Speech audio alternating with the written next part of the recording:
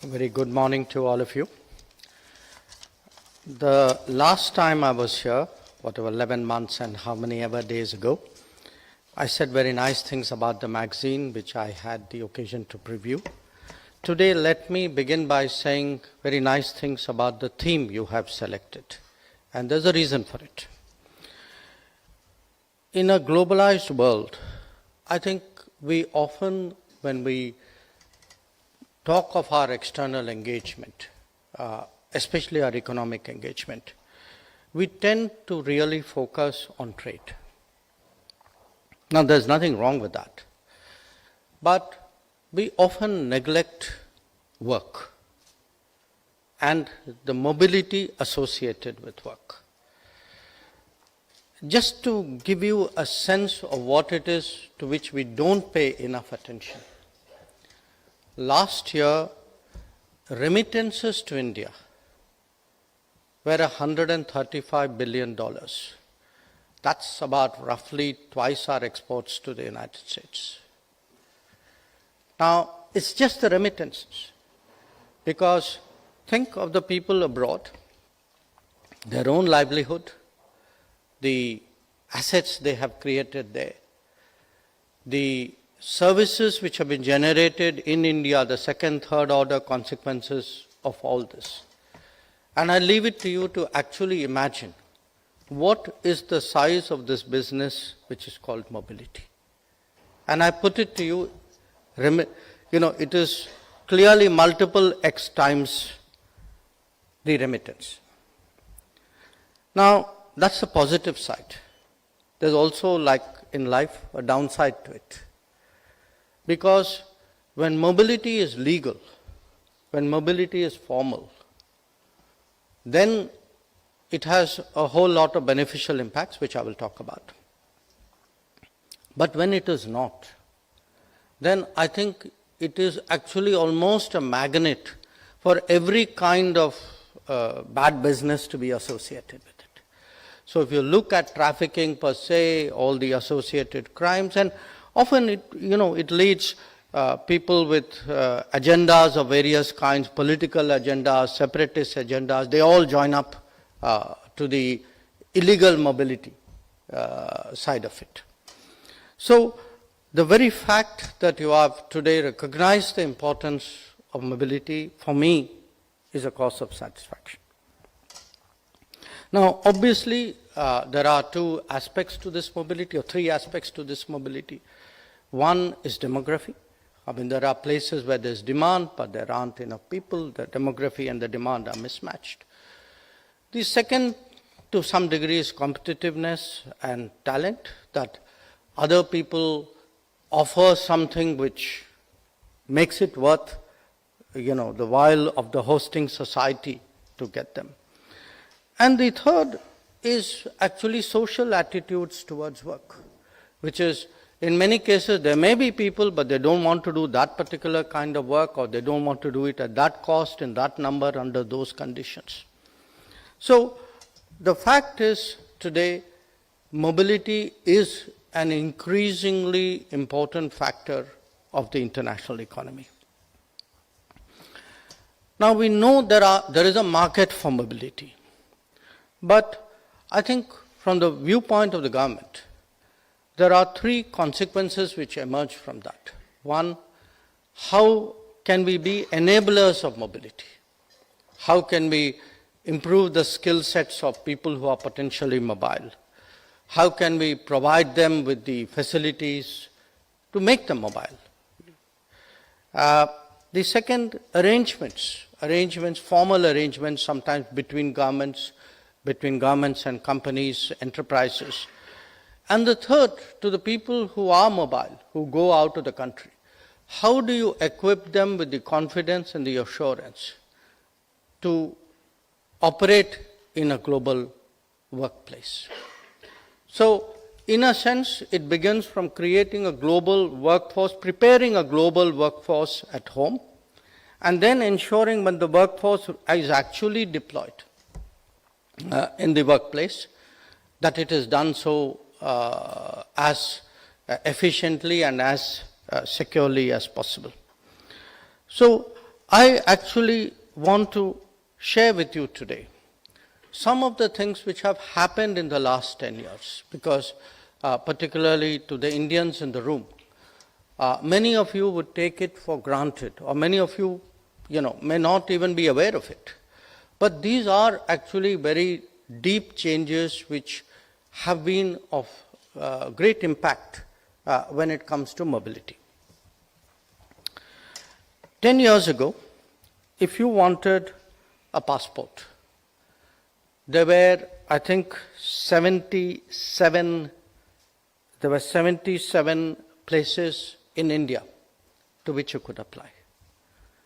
Today, in the last 10 years, we have added 468 more such places. So pretty much any citizen of India is actually today able to apply for a passport by journeying at best a few hours, as compared to what it was 10 years ago, when actually you had to make a trip to, if not a metropolis, at least to a good-sized town, and probably spend a few days in order to just get a passport. So this expansion of actually a passport, because passport is where your mobility begins, international mobility begins. Moving on from that, getting a passport used to be a very hard challenge in this country. I mean, I tell people, when many of us, I see Vikas Sarup sitting here, when many of us actually joined the Foreign Service, people in your locality said, aha, we now know someone who will help us get a passport. Okay. Today, nobody even talks about it. In fact, if somebody doesn't get a passport within a week or 10 days, I get some pretty angry social media comments. So the speed at which we do passports, the clarity of documentation, we've actually streamlined it. And when we speak today about digital governance, in fact, in many ways, it is our passport program which is the poster child of digital governance. Now, it isn't just in India.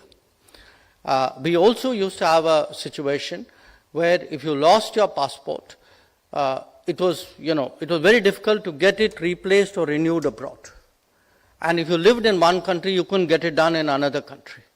Now that's gone. Just like in India, you can today apply for a passport anywhere, because we know people are also internally mobile. So you don't have to go to your home state or your district or your hometown to actually renew your passport or apply for your passport. You can do it from anywhere. The fifth one is actually when people are abroad, they will have problems. There has to be a channel to address those problems. And, it cannot be episodic. It cannot be, I know somebody, so I complain and they look at me. There's got to be a system to it. And again, one of the big changes is a portal we started about little more than 10 years ago, called Madad, which means help. It's an acronym. And just to give you a sense of how much that portal is being used, I was clearing Parliament questions for the week. Tomorrow and day after are my Parliament days. In the last 3 years, only in the Gulf, we actually have addressed 138,000 grievances using the Madad portal. So that gives you the kind of scale of both the demand and the ability today to respond. Now, another, I would say, mechanism which we actually have expanded its usage is something called the Indian Community Welfare Fund. We collect a cess on passport and consular services, and that is used to address the needs of people who are in distress. And again, I'm just giving you a figure because I was looking at it early this morning for my Parliament questions. In the last 3 years, 238,000 people have benefited from the use of this Community Welfare Fund. These are people for whom we may have bought tickets back home, who had legal cases abroad. In some cases, they may have passed away, so their last rites were done. There'll be a variety of stuff. So the point I'm making is that when we speak about mobility, it isn't a question of giving a speech and telling people, it's a great idea and, we have comparative advantages and we should be going out. Unless you back it up with a whole lot of practical steps on the ground, unless you actually, as I say, prepare a workforce, equip a workforce, secure a workforce outside, you are actually not doing justice to the issue of mobility. And sometimes it can be exhortative as well. We often today make it almost an SOP to visit labor camps. I mean, I think even when the Prime Minister goes abroad, particularly to the Gulf countries, you would often see him making it a point to actually visit a camp where people are working on site. Often it's a construction site or a big service site. And when that starts from the very top, I think the rest of the system certainly gets the message. And this combination, the combination of doing things physically, of using digital platforms. I spoke about grievances, even for consular services. When you live abroad, you need attestations of various kinds. You need people to certify documents of various kinds. Today we have a program called e-Seva, where most people upload it online, they get their reply online. So the embrace of digital mediums, the creation of a physical infrastructure, the improvement of services, the motivation that is given, all of this today is actually preparing a global workforce. Now, having said that, things do go wrong, and one of them, unfortunately, are conflicts. So, for a country today, which has really millions of people working abroad, we cannot afford to be impassive or agnostic when there is a conflict. So, it has become, in a way, for us, I won't even say it's a duty or obligation. We take it as a standard procedure that if there is a conflict, the moment we see that coming, our systems get ready to go to secure our people. And again, in the last 3 years, and I'm talking after Ukraine, Ukraine, roughly we brought back 20,000 people. In the last 3 years, we've actually brought back 28,000 people from different conflict zones. So this kind of gives you the kind of scale of the responsibility which happens, when you have a mobile global economy and a mobile workforce which is operating in that economy. Now, having said that, let me deal with other aspects of it, the diplomatic aspects of it. Clearly today, intergovernmental agreements dealing with mobility are a very important part of our diplomacy. We have 21 such agreements, in addition to which we have mobility provisions in some of the free trade agreements that we have done. And we certainly, in many relationships, see that as actually adding a new dimension to the relationship. I see the ambassador of Japan sitting in front of me. When Prime Minister Modi this year went for the annual summit, the understanding that we have for a greater flow of talent from India to Japan in various professions was very much a centerpiece of that visit. Moving on from that, all this would happen, as I said, if we actually prepare a workforce, we better prepare a workforce. So the emphasis that we have on skilling in India, which is of course dealt with by a different ministry, but we are really part of a whole. I mean, we are you can say the external face of the mobility, but the back office of the mobility is actually the educational and the skilling system. And today the attention which is being given to improving skilling and actually customizing it where possible to the needs of a potential user is something which is important. Now, recognizing all of this, of course, we are also in the process of rewriting our legislation which underpins mobility. We have the current legislation is more than 40 years old, and it envisaged mobility. Actually, the very name was, it was an Immigration Act.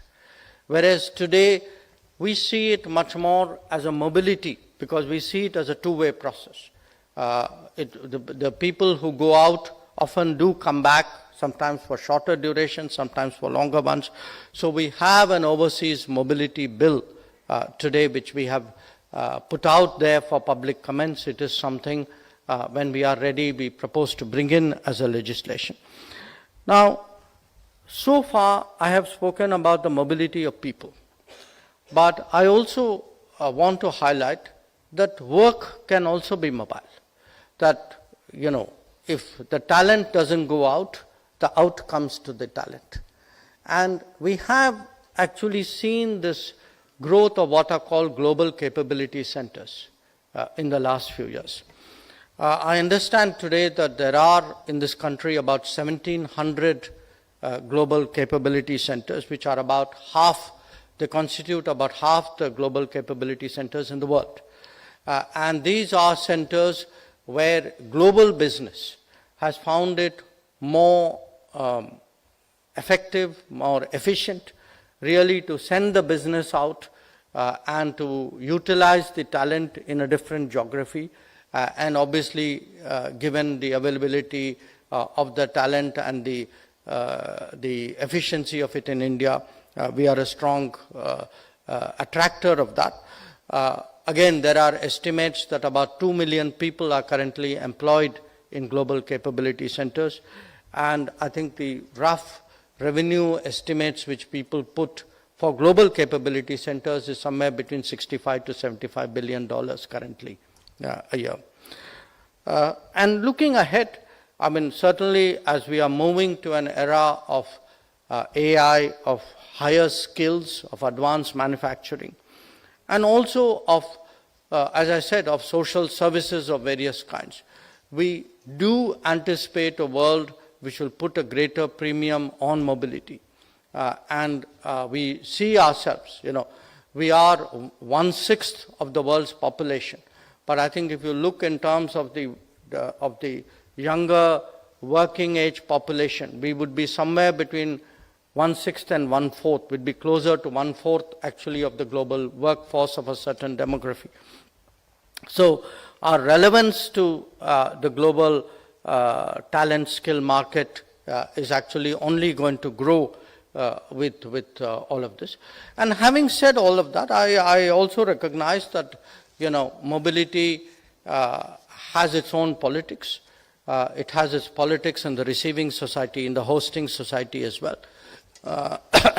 Managing that is also part of the diplomatic challenge, something that we are gearing up to do. So these were some of the thoughts I thought I would share with you today, taking advantage of the theme and the occasion. Once again, thank you for inviting me to speak at the opening, and I look forward to the conversation with Professor Rajamohan.